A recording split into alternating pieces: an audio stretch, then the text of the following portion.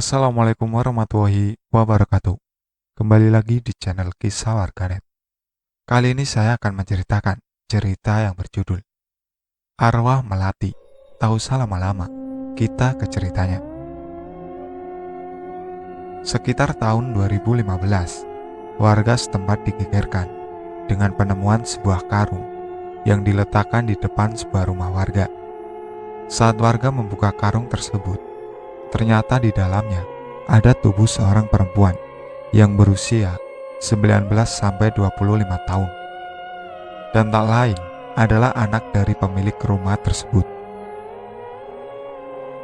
Kita panggil saja namanya Melati.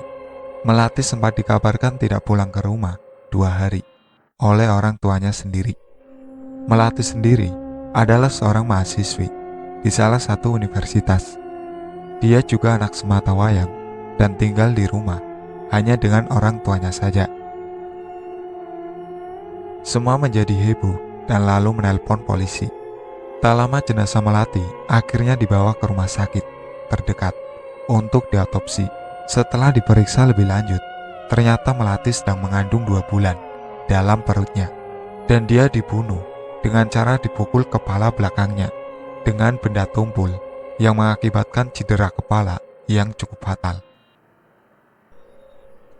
Selain itu terdapat lembam di bagian perut dan juga dada Melati, pertanda bahwa sebelum dibunuh oleh pelaku Melati sempat mendapat kekerasan fisik terlebih dahulu. Kemungkinan dia dibunuh lantaran dirinya meminta pertanggungjawaban pelaku atas kehamilannya. Apalagi Melati masih duduk di bangku kuliah. Kesimpulan awal polisi kurang lebih seperti itu, hingga tibalah proses pengejaran pelaku. Tak berselang lama dari penemuan jasad Melati di depan rumahnya, sekitar 3 hari setelahnya, pelaku akhirnya tertangkap di sebuah rumah kos yang jaraknya tidak terlalu jauh dari tempat kuliah Melati. Dan pelakunya tak lain adalah pacarnya sendiri. Usut demi usut, ternyata pelaku bisa tega membunuh Melati lantaran Melati selalu mendesaknya untuk segera menikahinya karena Melati sudah berbadan 2. Akan tetapi, pelaku masih belum siap lantaran dia juga masih duduk di bangku kuliah. Karena terus-menerus mendapat desakan dari Melati, membuatnya hilang kendali dan tega menghabisi nyawa Melati yang sedang mengandung anaknya. Akhirnya pelaku ditahan dan diadili sesuai dengan tindakannya. Sekarang kita beralih dari ke situasi keluarga Melati. Setelah diotopsi, jasad Melati pun diserahkan kembali kepada keluarga untuk dimakamkan. Melati dimakamkan di pemakaman warga dekat dengan rumahnya. Tahlilan pertama hingga 7 harinya pun digelar di rumah sederhana milik orang tua Melati. Ibu Melati masih terus meneteskan air mata, seakan masih belum terima karena ditinggal pergi anak perempuannya. Dalam hatinya hancur, harapannya sirna, tawanya hilang, dan hidupnya tenggelam dalam rasa bersalah karena tidak bisa menjaga anaknya dengan baik. Hari demi hari, ibunya hanya menatap foto Melati dengan kedua matanya yang sembam. Beliau selalu tidur di kamar milik Melati, seakan ibunya masih ingin terus memeluknya dengan hangat. Ibunya masih tidak percaya dengan apa yang menimpa anak sematawayangnya itu. Seorang anak yang dibesarkan dengan penuh kasih sayang dan kehangatan harus meninggal dengan cara seperti itu. Setiap hari, ibunya selalu berkata, "Maafin Ibu Mel, maafin Ibu," sambil memeluk boneka kesayangan Melati di atas ranjang tempat tidur Melati. Melihat istrinya yang semakin hari bertambah terus kesedihannya, suaminya pun mengajaknya untuk pindah sementara di rumah saudara. Bapaknya Melati tidak ingin melihat istrinya terus-menerus mengutuk dirinya sendiri atas meninggalnya Melati. Beliau ingin sekali menghibur istrinya tapi beliau bingung. Sebab menghibur hati seorang ibu yang hancur karena sepeninggalan anak yang disayanginya itu tidaklah mudah. Masih perlu berbagai proses agar dirinya bisa berdamai dengan keadaan. Tapi dengan support semua keluarganya, pas setelah 7 harinya melati, orang tuanya pun pindah sementara ke rumah saudara di kota lain. Tujuannya untuk menenangkan pikiran ibu melati, karena hampir setiap hari ibunya selalu berusaha ingin mengakhiri hidupnya dan bersama dengan anak yang dicintainya. Kasihan, hampir semua ibu di dunia ini tidak ingin berpisah dengan anaknya. Tapi apalah daya jika takdir sudah berkehendak. Saya dan juga tim dengan segenap hati mengucapkan turut berduka cita. Semoga arwah melati ditempatkan di tempat terindah di sisi Allah dan diringankan kuburannya. Amin. Kita percaya semasa hidupnya Melati adalah anak yang baik, dan semoga pelaku diberikan ganjaran yang benar-benar setimpal dan perbuatannya. Akhirnya rumah Melati kini menjadi sepi. Rumahnya kosong dan semakin membuat suasananya menjadi merinding. Tak jarang warga melihat untuk memutar arah dibanding harus melewati depan rumah Melati. Di situ juga masih tertempel garis polisi berwarna kuning. Seakan garis itu berbicara bahwa di depan rumah itu pernah ditemukan sebuah mayat. Hingga kejadian demi kejadian mulai terjadi di sekitar rumah Melati. Kebetulan tak jauh dari rumah Melati terdapat sebuah lapangan bola. Jika arahnya dari gang masuk, letaknya sebelum rumah Melati. Anak-anak di sana suka bermain bola di lapangan tersebut, dan untuk mempersingkat waktu perjalanan, mereka selalu lewat di depan rumah Melati. Tapi sejak kejadian itu, mereka harus memutar arah lebih jauh dari biasanya. Area rumah Melati ini adalah area rumah perkampungan padat penduduk. Di samping kanan kiri dan depan rumah Melati ini juga ada beberapa rumah warga sekitar. Hampir semua rumah di sekitar sana memiliki akses pintu belakang yang bisa membawanya ke jalur lain.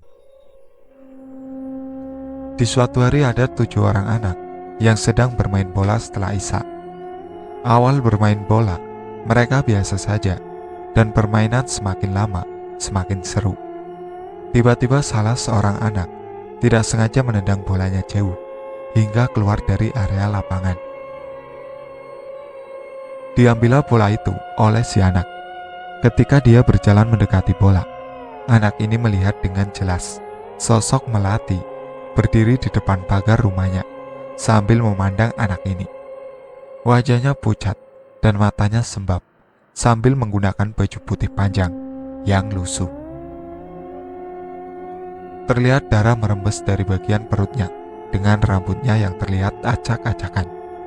Melihat itu anak ini langsung teriak sekuat yang dia bisa.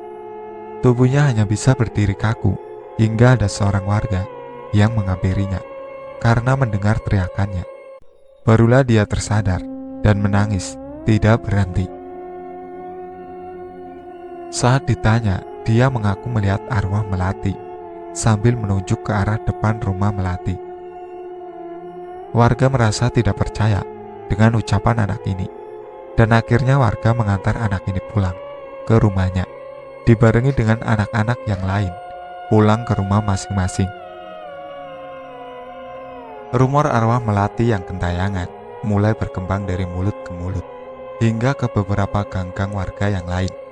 Ada yang percaya dan ada juga yang menentang rumor tersebut demi menghormati keluarga Melati yang masih berduka.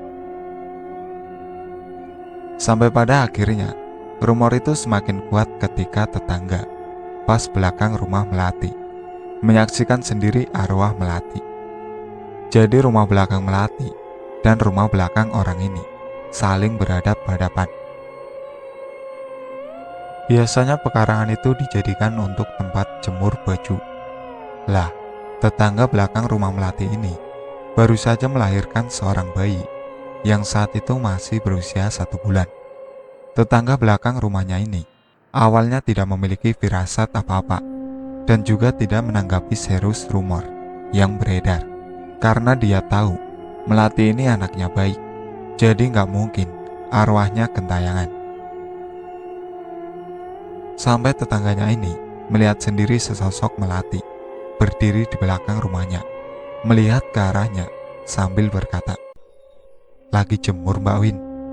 Perkataan yang selalu ditanyakan Melati ketika sedang berada di belakang dan melihat dirinya akan menjemur baju. Melihat itu, Mbak Win ini merasa percaya nggak percaya dan bingung juga. Terus dengan polosnya, Mbak Win ini bertanya, "Itu kamu, Tamel?" "Iya bener aku Mbak, kalau bukan aku, terus siapa lagi?" Sahut hantu Melati sambil diiringi suara tawa. Lagi-lagi Mbak Win ini masih belum ngeh, hingga dia melihat ada darah di perut Melati. Barulah dia tersadar jika sosok tersebut adalah hantu Melati yang digosipkan gentayangan, menghantui warga. Mbak Win langsung teriak memanggil-manggil suaminya, dan tak lama suaminya langsung menggeret tubuh Mbak Win masuk dibarengi dengan suara cekikikan Melati yang sangat tidak ramah di telinga. Suaminya langsung menegur Mbak Win agar menjemur bajunya di depan rumah saja. Dan sejak hari itu, pintu untuk akses ke belakang ditutup kayu sama suaminya. Kejadiannya itu sekitar jam 8 malam. Dan saat itu, Mbak Win ingin menjemur popok anaknya yang baru saja dia cuci. Kali ini kejadiannya dialami oleh penjual bakso keliling. Ceritanya penjual bakso ini habis libur 1 bulan karena harus pulang ke desa, soalnya ibunya meninggal. Jadi penjual bakso ini panggil saja Mas Budi. Tidak tahu berita tentang pembunuhan yang dialami Melati. Mas Budi ini tetap berjualan seperti biasanya, hingga tiba giliran dirinya melewati area gang rumah Melati. Dia merasa ada yang aneh dengan gang ini. Gang ini terasa sepi sekali, tidak seperti biasanya. Tapi pikirannya tidak berpikir yang aneh-aneh dan terus lanjut berjualan dagangannya itu seperti biasa. Mas Budi terus berjalan mendorong gerobaknya dengan sesekali memukul mangkok dengan sendok sambil berteriak, "Bakso, bakso, bakso." Tiba-tiba langkah Mas Budi terhenti ketika ada suara yang memanggilnya, "Bakso Mas." Dan saat dia menoleh, ternyata sumber suara tersebut adalah suara Melati yang sedang berdiri di teras rumahnya. Dari teras, sosok Melati ini teriak, "Mas, bakso, kayak biasanya ya, nanti antar ke dalam." "Siap Mbak," sahut Mas Budi. Melati adalah salah satu pelanggan bakso Mas Budi. Jam-jam segini sehabis sisa, karena memang jadwal Mas Budi ngider di gang rumah Melati ini sekitar jam 7 malam sampai setengah 8 malam.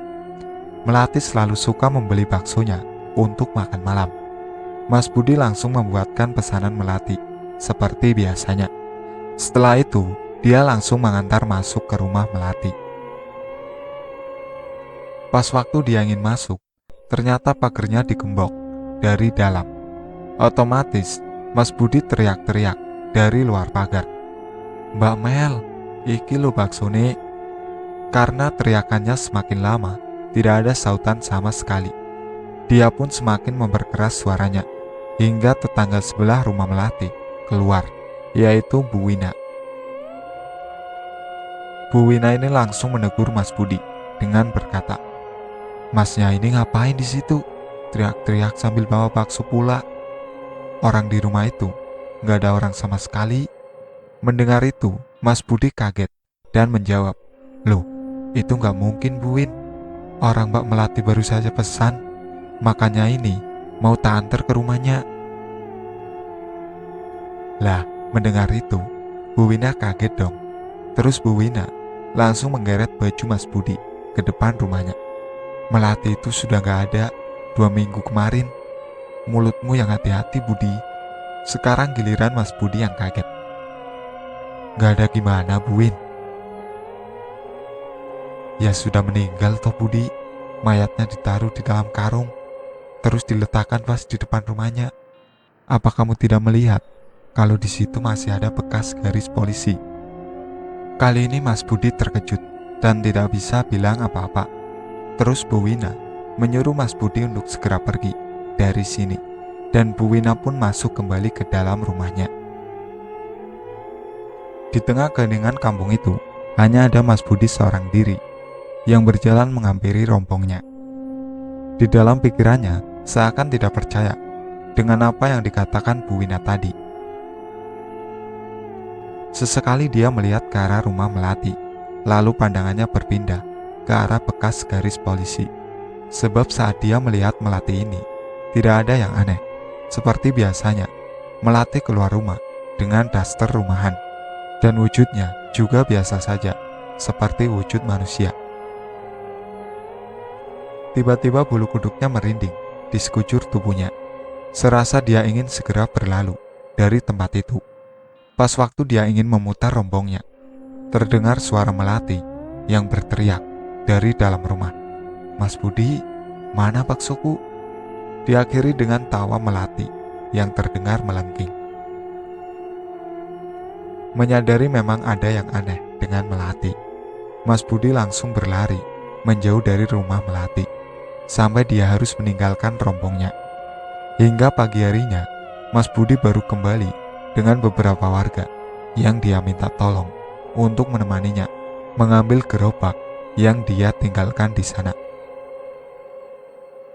Barulah di saat itu, Mas Budi mendapat ceritanya secara gamblang dari Pak RT setempat. Dan sejak hari itu, Mas Budi skip untuk ngider di gang itu. Kejadian semakin lama, semakin mencekam. Teror demi teror diterima oleh warga-warga sekitar rumah Melati. Kejadian selanjutnya dialami oleh Yusri.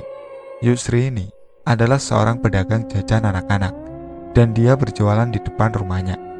Di depan rumahnya ini ada sebuah pohon mangga yang rimbun, tapi tidak terlalu tinggi, dan di bawahnya ada sebuah bayang yang biasanya dipakai untuk nyilir atau ngadem. Biasanya kalau sore, ibu-ibu sekitar sana suka duduk-duduk di situ sambil nungguin anaknya yang jajan di rumah Yusri. Saat itu kejadiannya terjadi sekitar pukul 10 malam. Yusri ini kebangun karena kebelet buang air kecil. Selesai buang air kecil, dia ini melihat kalau lampu terasnya belum dinyalakan. Akhirnya dia ke ruang tamu untuk menyalakan lampu teras, karena tombolnya ada di ruang tamu. Pas selesai dinyalakan lampu teras, Yusri ini berniat untuk lanjut tidur lagi. Ketika Yusri ingin berjalan masuk ke kamarnya, samar-samar dia mendengar ada suara anak perempuan nangis dari arah luar rumahnya. Dia penasaran dan coba mengintip dari gorden jendelanya. Pikirnya, siapa juga yang berani nangis sendirian di luar malam-malam begini. Waktu dia mengintip, Yusri ini kaget ketika dia melihat ada sosok perempuan duduk di atas bayangnya yang berada di bawah pohon mangga sambil mengayun-ngayunkan kakinya.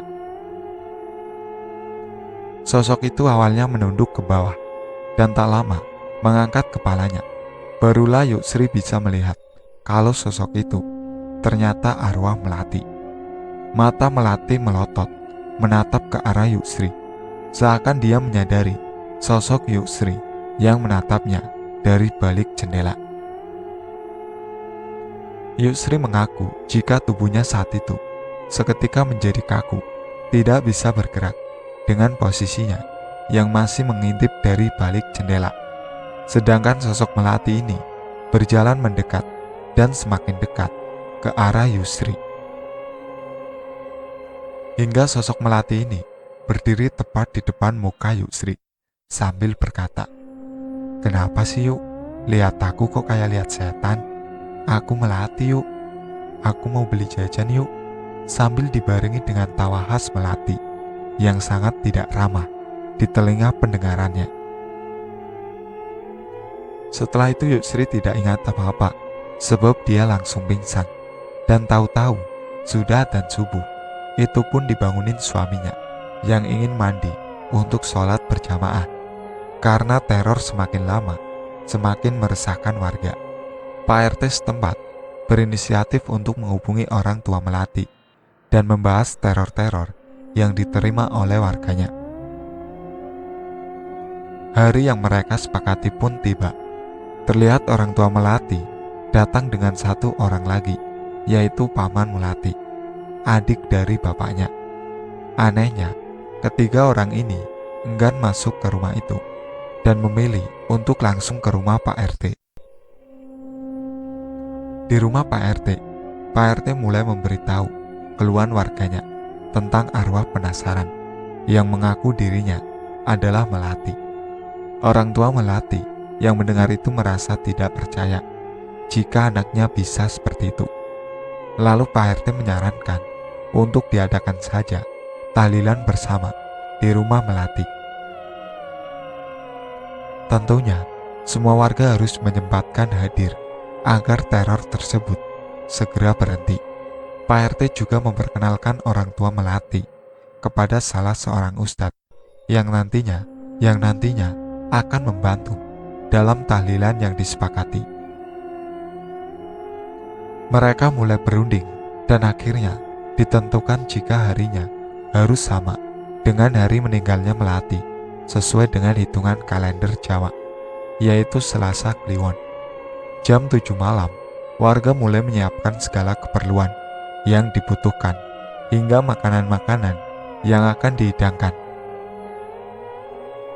Ada juga yang membuat tumpeng untuk dijadikan syarat membersihkan rumah Melati dan menenangkan arwah Melati agar tidak mengganggu warga sekitar lagi.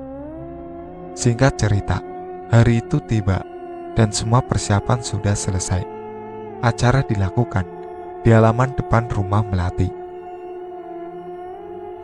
Setelah sholat Isya selesai, warga mulai berkumpul di sana. Tahlilan dan doa bersama pun dimulai. Semua khusyuk berdoa di sana, termasuk orang tua dan keluarga Melati. Ibu Melati mulai menangis kembali, mengingat kejadian beberapa minggu sebelumnya yang menimpa anaknya. Tapi Pak Ustadz berkata, jika ibunya harus bisa mengikhlaskan kepergian Melati dengan lapang dada agar memudahkan Melati melewati jalannya untuk menuju alamnya. Dengan segenap hati seusai doa bersama Ibu Melati berkata, "Mela, ibu bapak dan semua keluarga sudah ikhlas. Mela harus tenang di sana ya nak. Mela sudah bukan di sini lagi tempatnya. Percayalah Mela, ibu dan bapak akan selalu menyayangi Mela sampai kapanpun, meski alam kita sudah berbeda nak. Mela janji ya nak sama ibu, jangan seperti ini lagi. Kalau Mela tetap seperti ini, ibu dan bapak sedih nak." Lalu secara mengejutkan, pintu rumah itu dibanting terbuka dengan sendirinya, dan tak lama keluarlah sosok arwah Melati dari dalam rumah. Terlihat Melati yang menangis dengan darah yang keluar dari dalam perutnya, berjalan menghampiri ibu bapaknya. Warga yang melihat itu langsung berhamburan lari menjauh dari rumah itu, dan tersisa hanya orang tua dan keluarga Mela, Pak Ustadz dan Pak RT. Iya, Pak RT-nya sebenarnya ditahan sama Pak Ustadz untuk tidak takut. Entah memang begitu, atau Pak Ustadznya sebenarnya takut dan gak mau sendiri. Ya, wallahu alam. Hanya Pak Ustadz yang tahu jawabannya. Dan dengan ekspresi sedih bercampur amarah, Melati berkata, "Kenapa Mela harus pergi bu? Pak, ini rumah Mela. Ibu bapak kemana saja?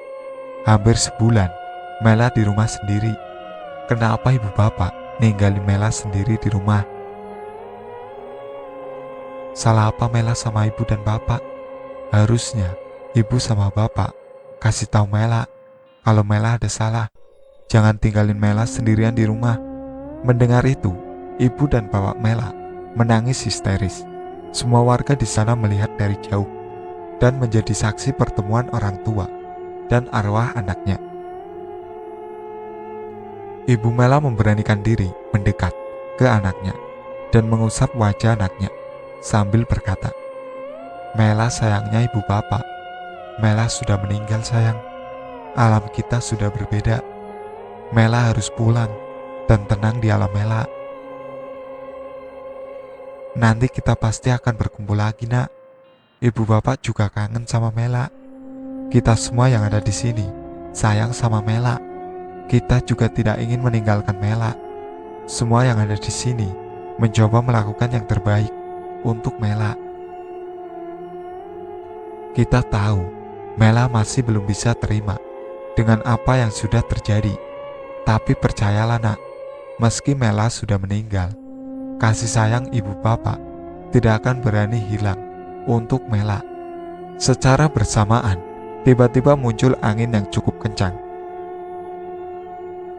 Terlihat pohon-pohon di sekitar sana seperti meliuk-meliuk karena saking kencangnya angin berembus. Lalu Ibu Melati muntah-muntah sebab dia mencium aroma busuk dari tubuh anaknya. Dan secara mengejutkan, Melati langsung terbang sambil berkata, "Aku durung mati," dengan diiringi tawa khasnya.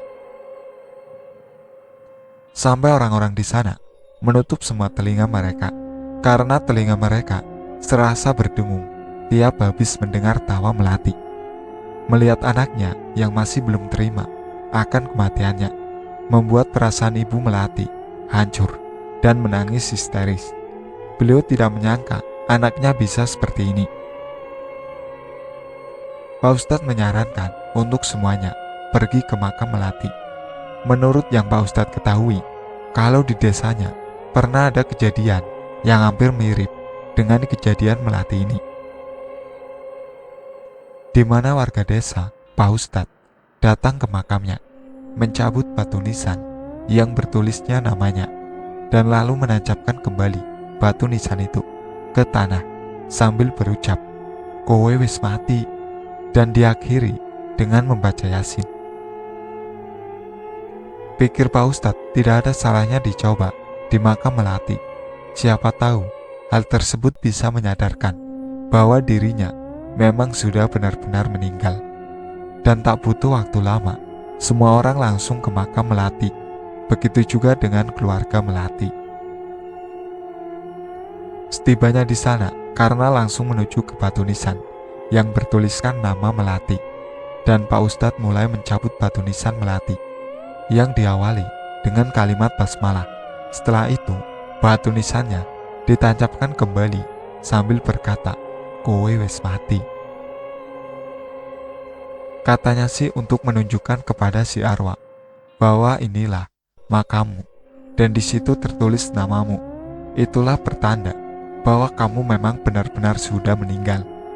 Setelahnya, bahwa di area makam yang awalnya biasa saja, tahu-taunya berubah menjadi sangat dingin. Tapi warga masih harus melanjutkan membaca Yasin bersama di makam Melati. Barulah setelah itu, semua orang bersama-sama kembali ke rumah Melati untuk makan-makan bersama. Sebelum akhirnya mereka semua kembali ke rumah masing-masing.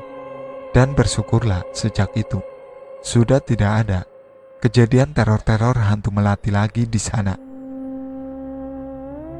Ya, meski di hari-hari tertentu, jika kita lewat di depan rumah Melati, masih bisa mencium aroma kenanga bercampur pandan yang nyengat banget. Berasa kayak aromanya ditempelkan pas di hidung.